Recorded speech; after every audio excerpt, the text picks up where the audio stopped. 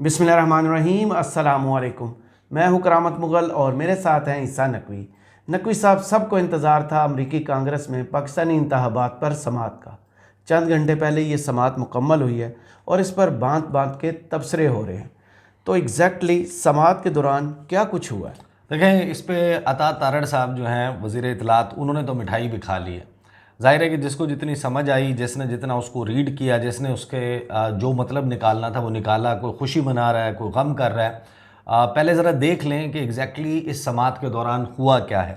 First and the foremost मेरा ज़ाती ख्याल ये है कि ये बड़ी बदकिस्मती है कि पाकिस्तान के इलेक्शंस जो इसेंशली एक दाखिली मामला है, हमारा अंदरूनी मामला है, उसके ऊपर किसी भी वर्ल्ड फोरम के ऊपर डिस्कशन हो, सवालात हों, सवालात उठाए जाएं, कंसर्न्स और तहफ़्फ़ुज़ात का इजहार किया जाए। क्योंकि देखें, कांग्रेस में कोई चीज़ डिबेट हो रही हो, कोई उसकी कमेटी में या सब कमेटी में बात हो रही हो, तो पूरी दुनिया की नज़रें वहाँ पर लगी होती हैं। और फिर अमरीकी महकमा ख़ारजा, वो ज़ाहिर है कि पाकिस्तान के हवाले से वहाँ पर पाकिस्तान में उनका सफारतखाना बहुत एक्टिव है, तो इन तमाम मामलात को वो मॉनिटर तो करते हैं, दुनिया भर के ममालिक कर रहे होते हैं। लेकिन जब उनके ऊपर एक ओपन हियरिंग होती है जिसको लाइव टेलीकास्ट किया जाता है, पाकिस्तान के मीडिया में भी दिखाया गया, तो फिर ज़ाहिर है कि पूरी दुनिया का मीडिया अब इसको रिप्रोड्यूस करेगा। और जो तफसीलात और जो चीज़ें सामने आई हैं, अगरचे सबको मालूम है, लेकिन इस किस्म के किसी फोरम से आना ये नहीं होना चाहिए था। हमें ये देखने की ज़रूरत है कि हमने कोई भी ऐसा काम पाकिस्तान में जो हम कर रहे हैं, वो ये मौका नहीं देना चाहिए, उसमें इस किस्म के सुकम नहीं होने चाहिए, ऐसे सवालात नहीं जन्म लेने चाहिए जो एक इस तरह के फोरम के ऊपर उठाए जाएं। अब इससे पहले कि इसमें जो ज़िमनी बहुत सारे इश्यूज़ जो हैं वो अब सामने आ गए हैं, वो तो हम आने वाली वीडियोस में करेंगे। पहले ज़रा मैं मुकम्मल आपके सामने जो है वो अहवाल रख देता हूँ कि ये जो 1 घंटा 27 मिनट की समाअत थी, इसमें क्या अहम तरीन सवालात थे, क्या उनके जवाब आए, किस किस्म का माहौल था, किस किस्म के दरमियान में नारे लगे, झूठा झूठा कहते रहे। इमरान खान की तस्वीर जो हैं वो उनकी शर्ट्स जो हैं वो पहनकर कुछ लोग आए हुए थे। किन लोगों को निकाला गया, किसके कहने पर निकाला गया इस समाअत के दौरान, तो ये सारा माहौल ज़रा पहले मैं आपके सामने एक मंजर खींच देता हूँ। और आपकी भी समाअत का इम्तिहान है साहब, और लोगों की समाअत का भी इम्तिहान है, क्योंकि देखें, मैंने तो 1 घंटा 27 मिनट जो है वो सुनने के बाद 12 सफ़ात जो हैं वो अपने हाथ से लिखे हैं। इतनी मेहनत किया आप लोगों के लिए कि मैं पहले चाहता हूं, क्योंकि देखें, इस पर ये एक आम हेयरिंग नहीं थी। जो आज जो कुछ डोनाल्ड लू ने कहा है इस समाअत के दौरान, जिस किस्म के सवालात हुए हैं कांग्रेसमैन की तरफ से, ये आपको रिफ्लेक्ट करते हुए नज़र आएंगे मुस्तकबिल में भी पाकिस्तान और अमेरिका के ताल्लुकात पे। तो पहले तो सिर्फ मुकम्मल तौर के ऊपर ये देख लेते हैं कि इसमें हुआ क्या है इस समाअत के दौरान। जो विल्सन जो हैं वो चेयरमैन हैं कमेटी के, सब कमेटी के, वो इसको चेयर कर रहे थे और उन्होंने अपनी इब्तदाई स्टेटमेंट दी। और फिर उन्होंने ये भी बताया जो रैंकिंग मेंबर थे उनके साथ, कि क्या ऐसी चीज़ें हैं जो पहली मरतबा किसी समाअत में वो होती देख रहे हैं, कि वो तो बहुत मुख्तलिफ मामलात पर, इशूज़ के ऊपर हियरिंग्स जो हैं वो होल्ड करते हैं, समाअतें होती हैं, लेकिन ये पाकिस्तान के इलेक्शन का, ये इमरान खान का, ये डोनाल्ड लू का ऐसा क्या मामला था कि बहुत सारी चीज़ें अनप्रेसिडेंटेड करार दी गई, यानी कि जिनकी माजी में कोई मिसाल नहीं मिलती। जो विल्सन ने शुरू किया जी, चेयरमैन, उन्होंने कहा कि हम देखना चाहते हैं कि डेमोक्रेटिक पार्टी के जो लोग हैं और रिपब्लिकन्स हैं वो कैसे मिलकर ऐसे काम करें जिससे पाकिस्तान के अवाम का फ़ायदा हो। फिर उन्होंने अपना हवाला दिया। उन्होंने कहा कि मेरे वालिद जो हैं वो दूसरी जंग अज़ीम में सर्व कर चुके हैं। कराची एयरपोर्ट के हवाले से उन्होंने कुछ याददाश्तें अपने वालिद के हवाले से बताई, अपनी पैदाइश के हवाले से बताया। फिर उन्होंने कहा कि पाकिस्तानी जो है वो बड़ी मेहनती कौम है, जो यहाँ काम करते हैं, यानी कि अमेरिका में काम करते हैं, वो अमरीकियों से, एक आम अमरीकी से 2 गुना ज़्यादा कमाते हैं, जिसका मतलब यह है कि वो बहुत ज़्यादा मेहनत करते हैं। ज़लज़ले के बाद उन्होंने कहा कि मैंने मुज़फ़्फ़राबाद का दौरा किया, इस्लामाबाद का भी दौरा किया, बेनज़ीर भुट्टो से भी मुलाकात हुई। अदम इस्तेहकाम ने पाकिस्तान को बहुत नुकसान पहुँचाया है। पाकिस्तान को खुशहाल देखना चाहते हैं। पाकिस्तान बदतरीन मौशी बहरान का शिकार है। चीन एक लोन शार्क के तौर पर कर्ज़े जो है वो पाकिस्तान को दे रहा है और उस कर्ज़े के जाल में पाकिस्तान को फंसा रहा है। हमने देखना है कि पाकिस्तान जमहूरी तौर पर फैसले करे या फिर मिलिट्री इस्टेब्लिशमेंट बंदूक के नोक पर यहाँ के फैसले करे। और उसके बाद उन्होंने रूल्स ले आउट किए। उन्होंने बताया कि 5-5 मिनट हर मेंबर के पास होंगे कि वो अपना उस दौरान क्वेश्चन आंसर जो है वो कंक्लूड कर ले डोनाल्ड लू के साथ। अब डोनाल्ड लू पर आने से पहले उन्होंने दावत दे दी रैंकिंग मेंबर डीन फिलिप्स जो हैं उनको कि वो आएँ और वो अपनी ओपनिंग स्टेटमेंट दें। डीन फिलिप्स ने कहा कि 8 फरवरी को 6 करोड़ से ज़्यादा लोगों ने वोट डाला, बहुत बड़ी तादाद में ख़वातीन ने वोट डाला, लेकिन मुबस्सरीन मीडिया ने संगीन बेज़ाब्तगियों की निशानदेही की। इन की तहकीकात पाकिस्तानी कवानीन के मुताबिक होनी चाहिए। डोनाल्ड लू बताएं कि क्या तहकीकात हुई, तसल्ली बख्श थी तहकीकात अगर हुई या नहीं थी, उनके नताइज क्या निकले, मुआशी सूरत हाल क्या है पाकिस्तान की, नई इत्तेहादी हुकूमत जो कायम हुई है उसके IMF के साथ मामलात क्या हैं, कैसे चल रहे हैं। दहशत गर्दी के हवाले से उन्होंने कहा कि हमें ब्रीफ करें। साथ ही उन्होंने कहा कि 12 गिरोह हैं जो पाकिस्तान में ऑपरेट कर रहे हैं, जो इंटरनेशनली डेजिग्नेटेड टेररिस्ट ऑर्गेनाइजेशंस हैं। वो उस हवाले से उन्होंने कहा कि पाकिस्तान के साथ हमारा ताउन तो बहुत ज़रूरी है। फिर अफ़गानिस्तान पर जो पाकिस्तान ने हमला किया उसका उन्होंने तज़किरा किया। साथ ही उन्होंने कहा कि पाकिस्तान के ईरान, रूस और चीन के साथ ताल्लुकात के हवाले से भी डोनाल्ड लू जो हैं वो बताएं। फिर उन्होंने मजम्मत की कि पाकिस्तान जो है वो अफ़गान शहरियों को जो अनरजिस्टर्ड अफ़गान पाकिस्तान में मौजूद हैं उनको निकाला जा रहा है। क्लाइमेट चेंज के हवाले से जो मौसमियाती तब्दीली है उस पर उन्होंने बात की। उन्होंने कहा इसके हवाले से भी एक मजबूत और जमहूरी हुकूमत बहुत ज़रूरी है जिसके पास अवाम का मैंडेट जो है वो मौजूद हो। साथ ही उन्होंने बताया कि क्या चीज़ें मुख्तलिफ हैं इस समात में। उन्होंने कहा कि रिकॉर्ड नंबर में कांग्रेस के अरकान भी इस समात को विटनेस करने के लिए और देखने के लिए आए हैं। जो इस समात का हिस्सा बनना चाहते हैं वो कांग्रेसमैन भी हैं जिनको हमने फिर एडजस्ट किया है, अकोमोडेट किया है, और वो भी अगरचे सब कमेटी का हिस्सा नहीं है लेकिन उनको पार्ट ऑफ द पैनल बनाया गया। और फिर उन्होंने क्वेश्चन आंसर्स भी किए सही डोनाल्ड लू के साथ ही उन्होंने कहा कि इतनी बड़ी तादाद में पूरे अमेरिका से पाकिस्तानी डायस्पोरा के लोग जो हैं वो इसको अटेंड करने के लिए आए हैं। एक्टिविस्ट जो हैं वो यहाँ पर इस समात को अटेंड करने के लिए आए। उन्होंने कहा ऐसा पहले नहीं होता। साथ ही जो चेयरमैन थे जो विल्सन, उन्होंने दावत दी। उन्होंने कहा कि जो हमारी फुल कमेटी है फॉरेन अफेयर्स की, हाउस कमेटी की, उसके जो चेयरमैन हैं कांग्रेसमैन मैकॉल, वो भी आए हुए हैं, तो वो अपनी ओपनिंग स्टेटमेंट देंगे। तो सब कमेटी में जो फुल फ्लेजेड कमेटी है उसके चेयरमैन जो है वो भी मौजूद थे। उन्होंने कहा कि पाकिस्तान बहुत अहम मुल्क है, दहशतगर्दी का मसला है, एक मुतनाज़ा इलेक्शन के बाद एक हुकूमत इंस्टॉल की गई है। पाकिस्तानी डिज़र्व करते हैं कि उनका मुल्क खुशहाल हो, पुरअमन हो और जमहूरी हो।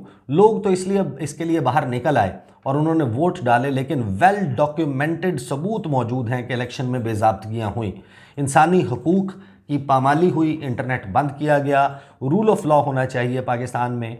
हमारे अफ़गानिस्तान से तबाहकुन इनखला के बाद ये बात और भी ज़रूरी है। अगर हम पीछे हो गए तो कम्युनिस्ट पार्टी ऑफ चाइना हमारी जगह ले लेगी। पाकिस्तान CPC का ग्राउंड ज़ीरो है। पाकिस्तान जो CPC का प्रोजेक्ट है कम्युनिस्ट पार्टी ऑफ चाइना का या पीपल्स रिपब्लिक ऑफ चाइना का, यानी कि belt and road initiative BRI, उसके लिए ग्राउंड ज़ीरो है।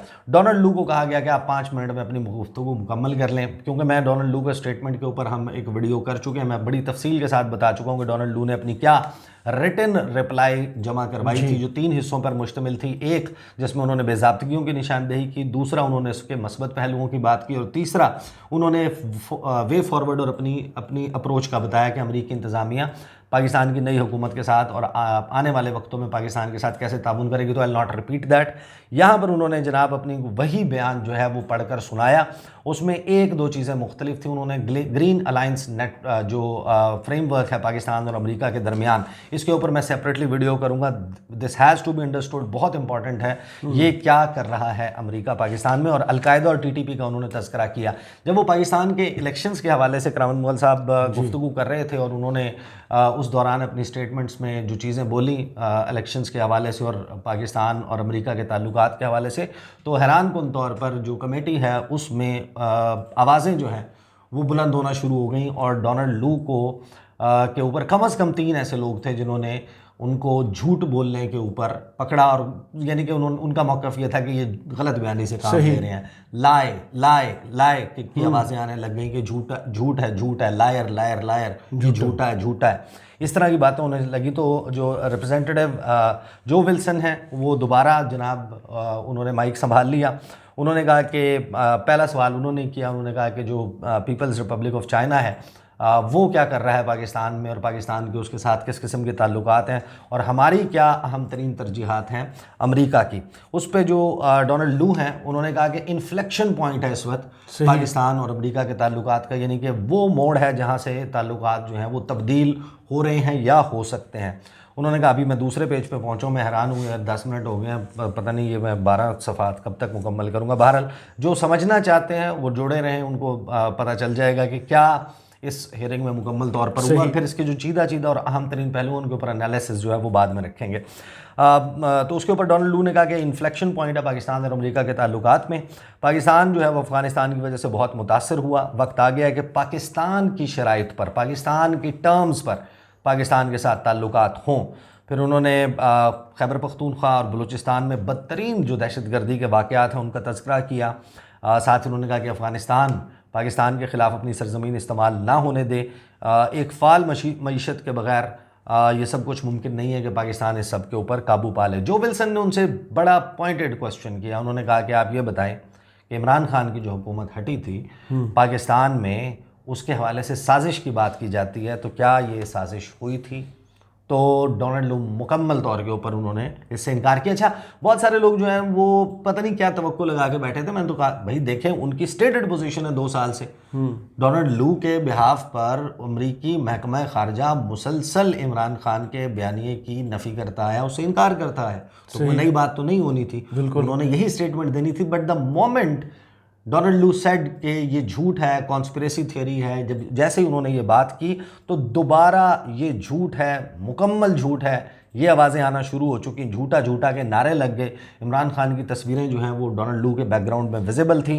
एक बदनज़मी और हड़बोंग जो है वो हमने देखी कि विजिबल थी, वहाँ पर नज़र आ रही थी। तो इसी जो वक्त है उस पर कुछ लोगों ने यह भी कहा कि जमहूरी तौर पर मुंतखब एक वज़ीर-ए-आज़म को निकाला गया, शर्म करें, शेम ऑन यू के जो है नारे लगे। तो माइक दिया गया जो रिप्रेजेंटेटिव कांग्रेसमैन मैककॉर्मिक हैं। मैककॉर्मिक ने अपनी गुफ्तगू का आगाज़ करने से पहले उन्होंने ये कहा कि ये बहुत इंपॉर्टेंट हियरिंग जो है वो हम कर रहे हैं। मेरे डिस्ट्रिक्ट से लेके पूरी अमेरिका के लेंथ एंड ब्रेथ से यहाँ पर लोग आए हैं, तो जो लोग डिस्टर्ब कर रहे हैं, क्वेश्चन आंसर का सेशन डिस्टर्ब हो रहा है, इनको निकाला जाए। तो कम से कम 3 लोग जो हैं उनको कमेटी रूम से निकाला गया। और फिर उन्होंने बताया मैककॉर्मिक ने कि उन्होंने एक करारदाद पेश की है, करारदाद नंबर 901 जो पाकिस्तान में जमहूरियत और इंसानी हकूक़ की सपोर्ट में है। अब ये करारदाद जो है वो मैं आपको बता रहा हूँ कि जो सबसे बड़ी पिक है इस हियरिंग की वो ये करारदाद है। इस करारदाद में बहुत सारी चीज़ें ऐसी होंगी जो असल में प्रॉब्लम क्रिएट कर सकती हैं। सही। उन्होंने कहा कि ये करारदाद जो है वो मैंने पेश की है, और वो करारदाद ज़ाहिर है कि हाउस में पेश कर दी जाएगी, पहले वो कमेटी से अप्रूवल होगा, उसका जो फुल कमेटी है उससे। उन्होंने कहा पाकिस्तान ने अभी अपनी तारीख के सबसे बड़े इंतखाबात करवाए हैं, मगर बदकिस्मती से इन इंतखाबात में बदतरीन धांधली और वायलेंस के इल्ज़ामात लगे। वॉच डॉग ग्रुप्स ने सियासी जबर, इंटरनेट की बंदिश और इलेक्शन रिजल्ट्स में ताख़ीर समेत मुख्तलिफ बेज़ाब्तियों की निशानदेही की। इलेक्शन कमीशन इस वक्त बहुत सी इनफरादी शिकायत का जायज़ा ले रहा है, बहुत से मामलात अदालतों में भी हैं। कल पाकिस्तानी सफ़ीर उन्होंने कहा कि मेरे दफ्तर में आए, तो ये आपको पता चलता है कि पाकिस्तान के जो सफ़ीर हैं और पाकिस्तानी इंतज़ामिया में एक ज़ाहिर है कि इस हवाले से तशवीश मौजूद थी कि ये हियरिंग होने जा रही है, और जाकर उनसे मिलें, उनको थोड़ा सा पाकिस्तान का ऑफिशियल पॉइंट ऑफ व्यू उसके ऊपर एक्सप्लेन करें ताकि बहुत ज़्यादा हार्ड हिटिंग ना हो पाकिस्तान के ख़िलाफ़। तो उन्होंने तो ये बात जो है वो सरेआम कर दी कि पाकिस्तानी सफ़ीर जो हैं वो दफ्तर में मिलने आए थे, और उन्होंने बताया कि इन मसाइल के लिए वो क्या कर रहे हैं, ये जो सारे इल्ज़ामात लगे हैं। उन्होंने कहा कि वो अगरचे उन्होंने अपनी पोजीशन एक्सप्लेन किया, लेकिन मैं समझता हूँ कि पाकिस्तानी इंतखाबात में धांधली के इल्ज़ामात की जामे और आज़ादाना तहकीकात होनी चाहिए। और डोनाल्ड लू, क्या आप समझते हैं कि क्या अमरीकी महकमा खारजा को पाकिस्तानी अदलिया पर एतमाद है कि वो इनकी तहकीकात कर सकती है? इस पर डोनाल्ड लू ने कहा, इससे पहले कि मैं इस बात का जवाब दूँ मैं कुछ कहना चाहता हूँ। उन लोगों से भी जो एहतजाज कर रहे थे कि हम पाकिस्तानी अमेरिकन्स का बहुत एहतराम करते हैं, उनको सुनने की कोशिश करते हैं। गुज़िश्ता 2 सालों में इन बेबुनियाद इल्ज़ामात की वजह से मुझे और मेरी फैमिली को जान से मारने की धमकियां मिली हैं, जो नाकाबिले कबूल है।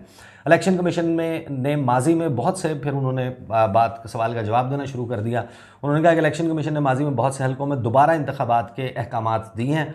हम पाकिस्तान के इलेक्शन कमीशन से मुतालबा करते हैं कि वो इन इंतखाबात की गैर जानिबदाराना तहकीकात करे और हम इस अमल का बगौर मुशाहिदा करेंगे।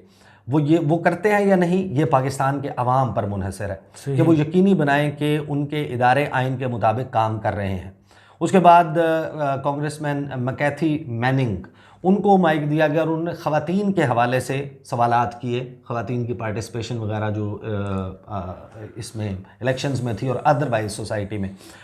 उसके बाद माइक जो है वो दे दिया गया कांग्रेसमैन माइक लॉलर को। माइक लॉलर जो हैं, उन्होंने जो गुफ्तगू की है ये that actually demands separate video. बहरहाल उन्होंने पाकिस्तान ईरान गैस पाइपलाइन के हवाले से जो है वो उन्होंने बात की। अच्छा, ये मैं इसको जो है ना वो उठा रखता हूँ बाद के लिए, वरना बहुत तवील हो जाएगा। तो जो इलेक्शन से रिलेटेड क्वेश्चन आंसर हैं उनको ज़रा पहले डील कर लेते हैं। बहरहाल मैं आपको बता रहा हूँ कि पाकिस्तान और ईरान के ताल्लुकात के हवाले से इन्होंने बात की और ईरान और पाकिस्तान के दरमियान जो कोऑपरेशन है उसके ऊपर डोनाल्ड डू से उनका मौक़िफ़ जो है वो, और फिर तालिबान के साथ जो पाकिस्तान के ताल्लुकात हैं उसके ऊपर उन्होंने बात की। उसके बाद आ गए ब्रैड शर्मन जो है वो पाकिस्तान के हवाले से बहुत इंपॉर्टेंट, और इनकी क्वेश्चन आंसर जो है वो इलेक्शंस के अलावा भी जो है वो फैला हुआ था और बड़ी तालियां शालियां भी कुछ जिन लोगों के सवालात के ऊपर बजी, ग्रेग कसार और ब्रैड शर्मन, उसके अलावा जो फ्लूगर हैं उनके उसके ऊपर बहुत ज़्यादा जो है वो हुआ। अच्छा, आ जाते हैं जनाब जो ब्रैड शर्मन ने कहा कि हमारे पास पाकिस्तान में 2 तरीक़ों से बहुत लेवरेज मौजूद है। यानी कि लेवरेज होता है कि जिसके कोई ऐसी चीज़ जिसके ज़रिए आप अपना काम निकलवा सकते हैं। सही, एक ऐसा पॉइंट लेवरेज मौजूद है जिसके ज़रिए हम कोई भी काम निकलवा सकते हैं। पहला IMF, जहाँ हमारी बहुत तगड़ी आवाज़ है और हमें ये आवाज़ कभी कभार नहीं बल्कि कसरत से इस्तेमाल करनी चाहिए। और दूसरा तरीका यह है कि हम पाकिस्तानी हुकाम के वीज़े रोक सकते हैं। हमें पाकिस्तान में इंसानी हकूक़ पर तवज्जो मरकूज़ करने की ज़रूरत है। मैं सिंध की बात कर रहा हूँ, जबरी गुमशदगियों और ज़बरदस्ती मज़हब तब्दील करवाने के वाक़यात की बात कर रहा हूँ। नौजवानों, लड़कियों का मज़हब तब्दील करा के बूढ़ों से शादी पर मजबूर किया जाता है। तौहीन रिसालत का कानून गैर मुस्लिमों के ख़िलाफ़ इस्तेमाल होता है। लेकिन सबसे बड़ा मसला शकील आफरीदी का है जी। उन्होंने कहा कि 10 साल से इस मामले पर बात कर रहे हैं, वो 14 साल से जेल में है। हमने विक्टर बूट जो है उसको कहा जाता था मौत का सौदागर जी। ये था Russian arm dealer and arm supplier, Europe और दुनिया भर में जो है वो असलहा फराहम करने वाला। इस शख्स को अमेरिका ने पकड़ लिया था और फिर एक अमेरिकी शहरी को छुड़ाने के लिए उन्होंने इसका ट्रेड किया था। सही, इसको छोड़ा था और वहाँ से अमेरिकी शहरी को छुड़वाया था। उन्होंने कहा कि हमने विक्टर बूट को एक अमेरिकी को वापस लाने के लिए छोड़ा। अब दुनिया के लिए पैगाम ये है कि CIA से ताउन ना करना, क्योंकि अगर अमेरिकी शहरी का मामला हो तो हम उसको वापस लाने के लिए दुनिया हिला देंगे। लेकिन अगर आप गैर मुल्की हैं और उसके बावजूद इसके कि आपने अमेरिका के लिए सदी का सबसे अहम काम किया है, तो भी हम आपको जेल में गलने सड़ने के लिए छोड़ देंगे। पाकिस्तानियों ने कहा कि वो आफिया सिद्दीकी के बदले शकील आफरीदी दे सकते हैं।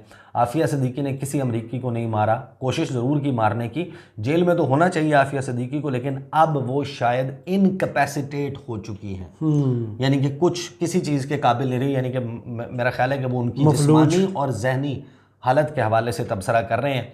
उन्होंने कहा कि क्या हम आफिया देकर शकील आफरीदी को ले सकते हैं? अगर नहीं तो क्या हम उनके अमेरिका दाखिले पर पाबंदी लगा सकते हैं जिन्होंने डॉक्टर आफरीदी को यरगमाल बनाया हुआ है, या हम इससे जो है वो मुंह मोड़ लेंगे जिसने हमें बिन लादेन ला कर दिया और अब वो पाकिस्तानी जेल में है। इस पर डोनाल्ड लू ने कहा कि मैं ज़ाती तौर पर शुक्रिया अदा करना चाहता हूँ।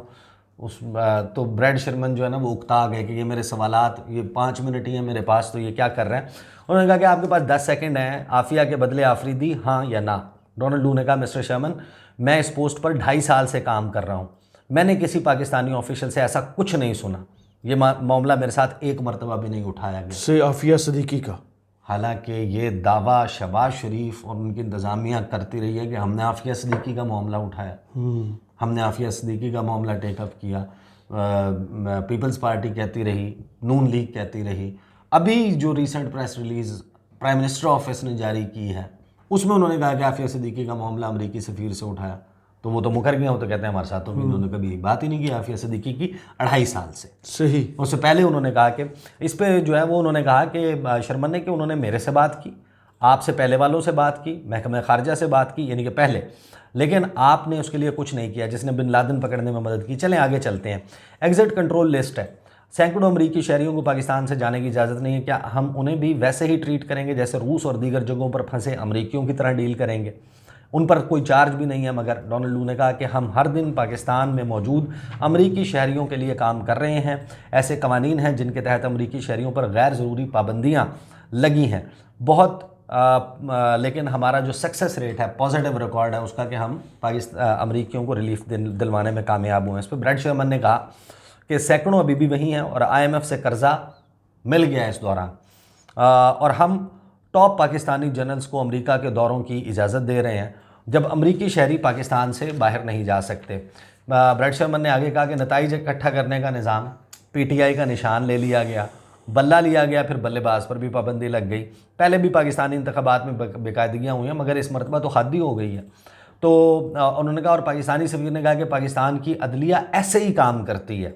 वो उससे मिलने के लिए आए थे जी, मसूद खान साहब, 8 मार्च को गालिबन उनकी मुलाकात हुई थी। वो उसका हवाला देकर कह रहे हैं कि उन्होंने बताया कि पाकिस्तान की अदलिया तो ऐसे ही काम करती है। अमरीकी सफ़ीर, पाकिस्तानी सफ़ीर ने उनको, उन्होंने कहा कि ये वही अदालती निज़ाम है जिसने 14 साल से शकील आफरीदी को जेल में रखा हुआ है। शकील आफरीदी इसके हवाले से भी, मतलब आपने एक और मुल्क में, यानी चलें ये एक बड़ा तवील सब्जेक्ट है ना, very strong opinion on that कि शकील आफरीदी, मतलब आप, वो क्या कर रहा था पाकिस्तान में? जासूसी, पाकिस्तान पाकिस्तान के खिलाफ काम कर, देखें ना जो कुछ उसने उनके किया। लिए जासूसी और अमेरिका पाकिस्तान का गद्दा, कौन कौन से डबल गेम्स करता है, खैर ये एक लंबी बहस है। आ जाते हैं, वो कहते हैं कि यही अदालती निज़ाम है जिसने 14 साल से शकील आफरीदी को जेल में रखा हुआ। क्या हम यकीन से कह सकते हैं कि इमरान खान को सिलेक्टिव प्रोसिक्यूशन का निशाना नहीं बनाया गया, या ये वाज़ेह है कि ऐसा ही हुआ है? डोनाल्ड लू ने कहा, 9 मई के वाक़यात के बाद जिस दिन इमरान खान गिरफ़्तार हुए, अमेरिका ने इतने बड़े पैमाने पर गिरफ्तारियों के मामले पर अपने तहफ़्फ़ुज़ात ज़ाहिर किए। अपोजिशन के लोगों की, PTI के लोगों की गिरफ्तारियाँ हुई, हमने फ़ौजी अदालतों का मामला भी उठाया। ब्रैड शर्मन ने कहा कि आपको फ़ौरी तौर पर एक काम करने की ज़रूरत है, अमरीकी सफ़ीर फ़ौरी तौर पर जेल में इमरान खान से मुलाकात करे और ये यकीनी बनाए कि इमरान खान अपनी स्टोरी सुनाने के लिए, अपनी रुदाद सुनाने के लिए ज़िंदा रहे। सही, उसको मार ना दिया जाए, कि कैसे उसको गलत तरीके से जेल में डाला गया सिलेक्टिव प्रोसिक्यूशन के ज़रिए। तो ये ब्रैड शर्मन का इसके ऊपर मौक़िफ़ था। उनका टाइम ओवर हो गया और जो टिम बर्चेट हैं कांग्रेसमैन, उन्होंने सवालात का सिलसिला शुरू किया। उन्होंने कहा कि पाकिस्तान की सियासत में फ़ौज का क्या किरदार है। इस पर डोनाल्ड लू ने कहा कि पाकिस्तान की फ़ौज दुनिया की 6ठी बड़ी फ़ौज है, मुसलमान ममालिक में सबसे बड़ी फ़ौज है। अमरीकी फ़ौज के तारीख़ी तौर पर पाकिस्तान की फ़ौज से बड़े करीबी ताल्लुकात हैं। हमारे और उनके जर्नैल कई दहाइयों से इकट्ठे ट्रेनिंग लेते रहे हैं। ये पाकिस्तानी सकाफ़त का हिस्सा है। मैं वहाँ रहा हूँ, मैंने ख़ुद मुशाहिदा किया, पाकिस्तान की फ़ौज एक अहम इदारा है। हमारा अलबत्ता हमेशा से ये मौक़िफ़ रहा है कि आइन के मुताबिक पाकिस्तान की फ़ौज को सिविलियन कंट्रोल में होना चाहिए, उन्हें सदर पाकिस्तान को जवाबदेह होना चाहिए। उस पर टिम जो है बर्चेट, उन्होंने सवाल किया क्या ऐसा है कि वो आइन के तहत है? डोनाल्ड लू ने कहा कि जवाबदेह होना चाहिए जो पाकिस्तानी फ़ौज के कमांडर इन चीफ़ हैं उनको। टिम बर्चेट ने कहा कि क्या अमरीकी महकमा खारजा पाकिस्तान के इंतखाबात का जायज़ा लेने का इरादा रखता है? तो डोनाल्ड लू ने कहा कि हमने जायज़ा लिया है और बहुत सी इंतखाबी खामियाँ देखी हैं। अब हम देख रहे हैं कि पाकिस्तान के जमहूरी इदारे इन खामियों को कैसे एड्रेस करते हैं। तो टिम बर्चेट कहते हैं कि मैं कहूँगा कि एक सख्त ख़त काफ़ी नहीं है, हमें अपनी मौशी ताकत इन गलतियों को दुरुस्त करने के लिए इस्तेमाल करने की ज़रूरत है। उन लोगों यानी कि पाकिस्तानियों के साथ गलत हो रहा है। मैं ख़त लिखने पर यकीन नहीं रखता ब्यूरोक्रेटिक तरीके के ऊपर, मैं तो ख़ुद जाके कोई चीज़ है उसको डिलीवर करने पर यकीन रखता हूँ। क्या अमेरिका ने इमरान खान के रूस के दौरे के बाद उनको हटाने का मुतालबा किया था? डोनाल्ड लू ने कहा नहीं, हमने नहीं किया था। इसके ऊपर फिर झूठा के नारे लग गए। टिम ने कहा बहुत से लोगों को यकीन है कि आप पाकिस्तान में रजीम चेंज में मुलव्वस थे, इस बारे में क्या कहेंगे? डोनाल्ड लू ने कहा एब्सोल्युटली नॉट। मैं नहीं इन्वॉल्व था। ना ही कोई और अमरीकी शहरी मुलव्वस है। टिम ने कहा बिल्कुल भी नहीं। लू ने कहा जी बिल्कुल नहीं। टिम ने कहा कॉन्ट्रैक्टर्स वो भी नहीं। लू ने कहा नहीं, एक भी नहीं। टिम ने कहा क्या पाकिस्तान की इमदाद रोकी जा रही है? ये रोकी गई क्योंकि पाकिस्तान ने रूस के खिलाफ वोट देने से इनकार किया था UNGA में जो करारदाद आई थी। लू ने कहा नहीं। इसके ऊपर फिर जो माइक है वो रिप्रेजेंटेटिव एमओ को दे दिया गया। उन्होंने भी बड़ा इंपॉर्टेंट जो है वो उनका ओपनिंग और वो सारा मामला, लेकिन फिर बहुत तवील हो जाएगा। रेजोल्यूशन 901 में ये भी शामिल है जो करारदाद पाकिस्तान के हवाले से आ रही है। उन्होंने पूरी लंबी चौड़ी तमहीद के बाद पाकिस्तान के इलेक्शंस के ऊपर सवालात उठाने के बाद उन्होंने कहा कि मैं पाकिस्तानी मीडिया देखता हूँ। इसके ऊपर उन्होंने जो फ्रीडम ऑफ एक्सप्रेशन है उसके हवाले से और मीडिया की आज़ादी और सेंसरशिप के हवाले से बात की। डोनाल्ड लू ने कहा कि मैं पाकिस्तानी मीडिया देखता हूँ, सेल्फ सेंसरशिप भी और एक्टिव सेंसरशिप भी है, इंटरनेट पर बंदिश है, ये मामला हमने उठाया है। उन्होंने कहा क्या नतीजा निकला इसका, और फिर उन्होंने ज़ाहिर है कि उसको एक्सप्लेन किया कि ये मामला चल रहा है। उसके बाद रिप्रेजेंटेटिव जो हैं कांग्रेसमैन श्नाइडर वो आगे उन्होंने कहा कि आपने अपने इब्तदाई रिमार्क्स में कहा कि पाकिस्तान के अवाम एक जमहूरी और खुशहाल मुल्क डिज़र्व करते हैं। उन्होंने कहा कि मैं ये समझता हूँ कि एक पुरअमन खुशहाल और जमहूरी पाकिस्तान सिर्फ पाकिस्तानियों के लिए नहीं बल्कि अमेरिका के लिए भी बहुत अहम है। अफ़गानिस्तान से डिपोर्टेशंस का मामला उन्होंने उठाया। उन्होंने कहा कि डोनाल्ड लू ने कहा कि हमने ये मामला उठाया, 5 लाख वापस जा चुके हैं, हम शुरू से राब्ते में, हमारे साथ काम करने वाले भी वहाँ हैं, हम यकीनी बना रहे हैं कि उन्हें ना निकाला जाए। इस पर पाकिस्तान ताउन कर रहा है।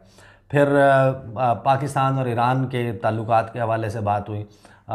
उसके ऊपर मैं कह चुका हूँ कि अलहदा से वीडियो करेंगे। ग्रेग कसार वो आगे, वो भी मेंबर नहीं है इस committee hero of the day जिन्हें सोशल मीडिया पर लिखा जा रहा है। हाँ, लेकिन वो वही है, उनका जो लेटर था तो उनकी जो गुफ्तगू है वो उस लेटर से हट के नहीं थी। सही। मेरे ख्याल में जो ज़्यादा इंपॉर्टेंट या वो था वो नॉकआउट किसी और ने किया था। बहरहाल ग्रेग कसार जो है उन्होंने भी क्वेश्चंस जो हैं वो किए।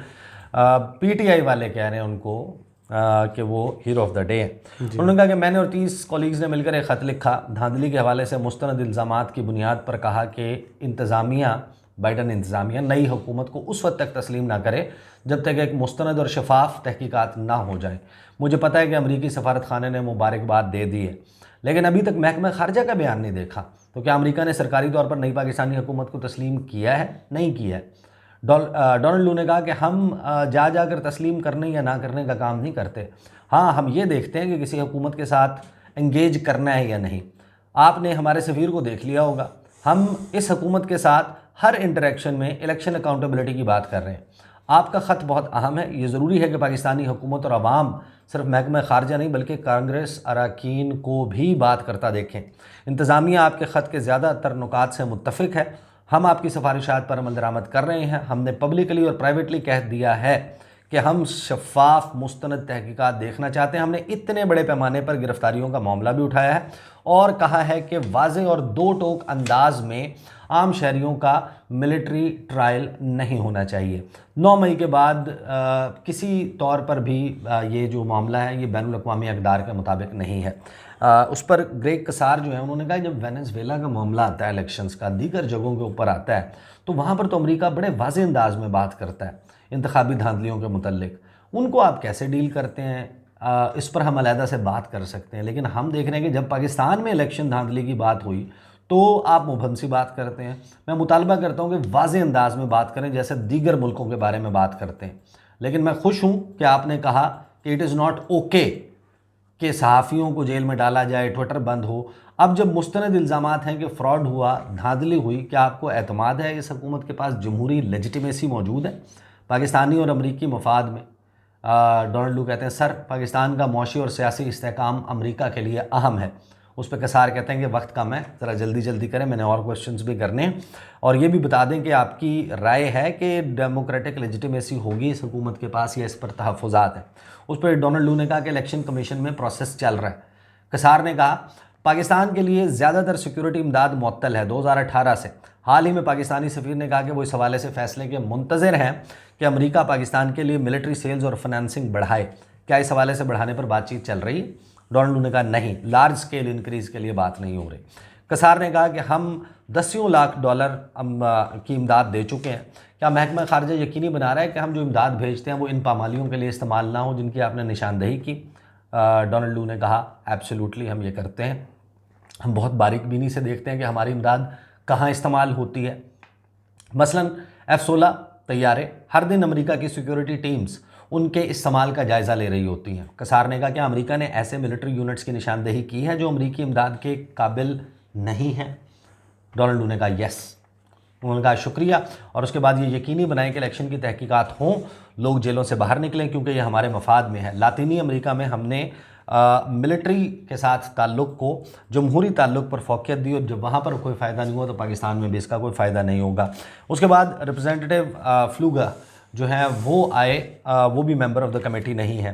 उन्होंने फिर बात की, उन्होंने जो सवालात किए, उन्होंने कहा कि क्या पाकिस्तान में साफ़ और शफाफ इंतखाबात हुए। डोनाल्ड लू ने कहा सर, हम मकामी इंतखाबी मुबस्सरीन से मुत्तफ़िक़ हैं कि मुसाबकती और मुनज़्ज़म इलेक्शन था, मगर वो कहते हैं कि नताइज की तश्कील में बेज़ाब्तगियाँ हुई जिनकी तहकीकात होनी चाहिए। उन्होंने फिर सवाल किया फ्लूगर ने, उन्होंने कहा कि क्या फ्री एंड फेयर थे इलेक्शन। डोनाल्ड लू ने कहा कि सर, हमने कभी फ्री एंड फेयर की टर्म इस्तेमाल नहीं की इस इलेक्शन के हवाले से।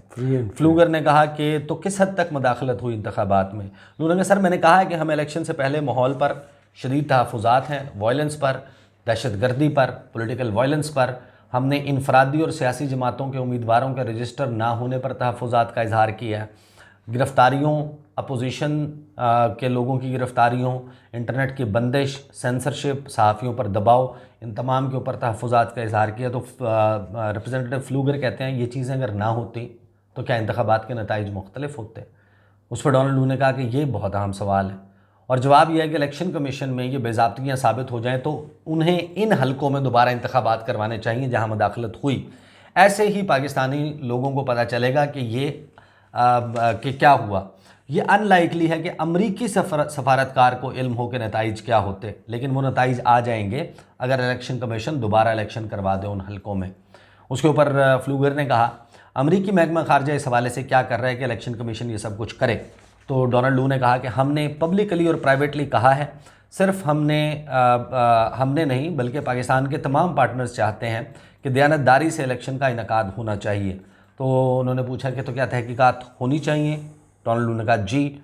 उन्होंने कहा तो अगर नहीं हुई तो पाकिस्तान और अमेरिका के ताल्लुकात पर क्या असर पड़ेगा। इस पर डोनाल्ड लू ने कहा कि हमारा 76 साला ताल्लुक़ है, ये एक रखना बनेगा हमारे ताल्लुकात में अगर पाकिस्तान का जमहूरी आइन के मुताबिक इलेक्शन नहीं होगा। यहाँ पर जो है वो ब्रीफिंग 1 घंटा 27 मिनट की जो है वो हमने 32 मिनट में कंक्लूड कर ली अपने ओपनिंग और दरमियान में छोटे मोटे रिमार्क्स के बाद।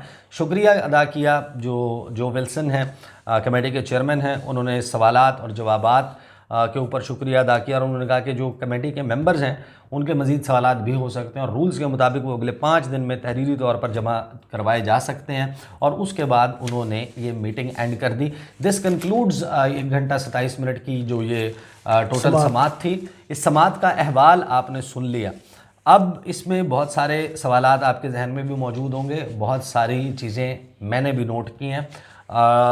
कुछ चीज़ें ऐसी हैं जिनको रिपोर्ट ही नहीं किया जा रहा सिरे से। मैंने भी क्योंकि जल्दी से पढ़ी हैं तो शायद आप सरफ़ नज़र कर गए हो, लेकिन इसमें कुछ ऐसी चीज़ें हैं जो कम से कम मेरे लिए तो बड़ी बाइस तशवीश है। खैर मालूम तो थी, सबको पता है कि क्या कुछ है, किस तरीके के मामलात हैं, लेकिन अब तो वो ऑन द रिकॉर्ड आ चुकी हैं। इसके ऊपर मेरा ख्याल है मुग़ल साहब आपकी भी समातों का बहुत बहुत शुक्रिया। इतनी खामोशी से जो है वो आपने सुना, आप सब लोगों ने भी। तो उन मामलात के ऊपर इंशाल्लाह आने वाली वीडियोज़ में फिर करें बात। बहुत शुक्रिया ईसा नकवी आपके तज़िये का। कमेंट्स बॉक्स में ज़रूर बताइए वीडियो आपको कैसी लगी। इजाज़त दीजिए, अल्लाह हाफ़िज़।